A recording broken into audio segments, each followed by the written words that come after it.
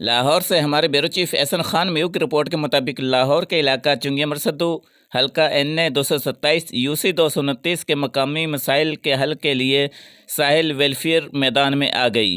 साहिल welfare के chairman नज़ीर साहिल UC 229 बाबा Farid colony में अपनी क़यादत के साथ मकामी लोगों के मसाइल लेकर UC 229 बाबा फरीद कॉलोनी में वासा और लाहौर वेस्टमिंट कंपनी की नाअहली के ख़िलाफ़ एहतजाज किया। उन्होंने कहा कि UC 229 नून लीग का गढ़ है जो कचरा कुंडी बन चुका है। वासा अहले इलाका को पानी साफ़ मुहैया करने में नाकाम हो चुका है। नाकस सेवरेज सिस्टम गंदे तालाब का मंजर पेश कर रहा है, जिसकी वजह से गंदगी और बदबू के साथ साथ मच्छरों की भी भरमार है। इनकी वजह से इलाका मकीनों में मुख्तलिफ बीमारियां फैलने का ख़तरा है। जबकि साहिल वेलफेयर फाउंडेशन के चेयरमैन नज़ीर साहिल का कहना है कि ये तमाम मसाइल मकामी सियासतदानों की नाकस पॉलिसियों की वजह से हैं।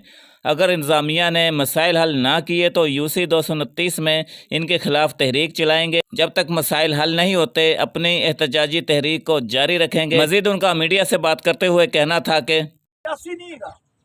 सिर्फ इबादत है, ਤੁਹਾਡੀ ਆਵਾਜ਼ ਚੁੱਕਣੀ ਹੈ। ਇੱਥੇ ਜਿਹੜੇ ਮਦੀਨਾ ਸਭ ਤੋਂ ਜ਼ਿਆਦਾ ਜਿਹੜੇ ਸਾਡੇ ਮਸਾਇਲ ਨੇ ਨਿੱਜੀ ਮਸਾਇਲ ਬਣ ਚੁੱਕੇ ਨੇ। ਉਹ ਸਾਫ਼ ਪਾਣੀ ਹੈ, ਉਹ ਕੂੜਾ ਕਿਰਕਟ ਹੈ, ਉਹ ਹੈ ਛੱਪੜ ਹੈ। ਸਾਡੇ ਮੈਂ ਸਮਝਣਾ ਕਿ ਇਹ ਨਾਕਸ ਸਿਆਸੀ ਸਿਸਟਮ ਨੇ ਸਾਡਾ ਬੇੜਾ ਗਰਕ ਕੀਤਾ ਔਰ ਇਲੈਕਸ਼ਨ ਤੋਂ ਪਹਿਲੇ 2 ਮਹੀਨੇ ਪਹਿਲੇ ਆਉਂਦੇ ਨੇ, ਕੰਪੇਨ ਚਲਾਉਂਦੇ ਨੇ ਔਰ ਚੰਦ ਲੋਕਾਂ ਨੂੰ ਪੈਸਾ ਦੇ ਕੇ ਵੋਟ ਇਕੱਠਾ। ਅਸੀਂ ਗੈਸ ਦੇ ਮਹਿਕਮੇ ਨੂੰ ਟੈਕਸ ਦਿੰਦੇ ਆ, ਸਫਾਈ ਵਾਲੀ ਮਹਿਕਮੇ ਨੂੰ ਟੈਕਸ ਦਿੰਦੇ ਆ। ਉਹਨਾਂ ਦੀ ਜੁਰਤ ਹੈ ਸਾਡਾ ਕੰਮ ਨਾ ਕਰਨ, ਲੇਕਿਨ ਅਸੀਂ ਕਦੀ ਪੁੱਛਿਆ ਹੀ ਨਹੀਂ ਕਿ ਸਾਡਾ ਟੈਕਸ ਜਾਂਦਾ ਕਿੱਥੇ, ਉਹ ਸਾਡਾ ਟੈਕਸ ਲਾਉਂਦੇ ਕਿੱਥੇ। ਉਹ tax to tax, tax to tax, tax to tax, tax to tax ਲਓ। ਹੋਰ ਮਾਰੋ ਸਾਨੂੰ, ਉਹ ਯਾਰ ਮਾਰੋ, लेकिन जड़ियां साडियां बुनियादी सहूलतां ने ते दिओ। साडे बच्चे मर रहे ने बीमारी दे नाल।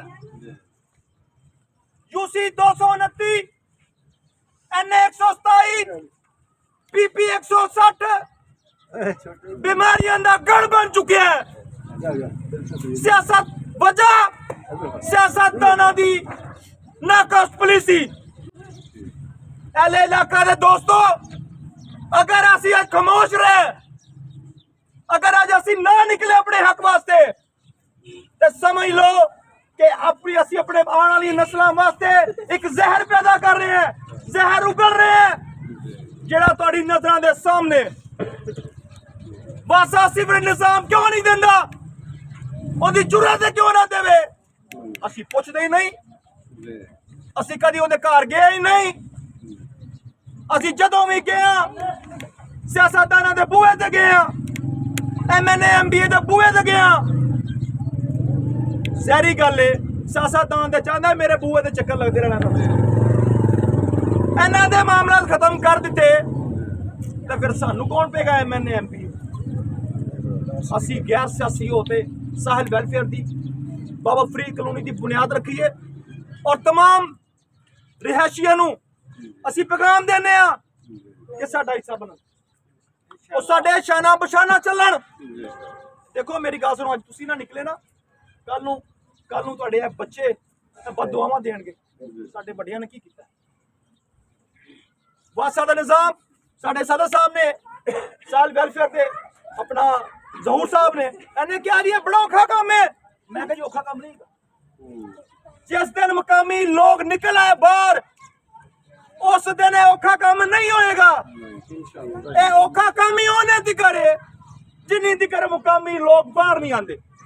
साल वेलफेयर एक सियासी प्लेटफार्म है, और साडा मंशूर है कि जेड़ा साडे इलाके दे काम करेगा, चाहे वो PP है, चाहे वो नून है, चाहे वो PTI है, असीं उनदी मदद करांगे।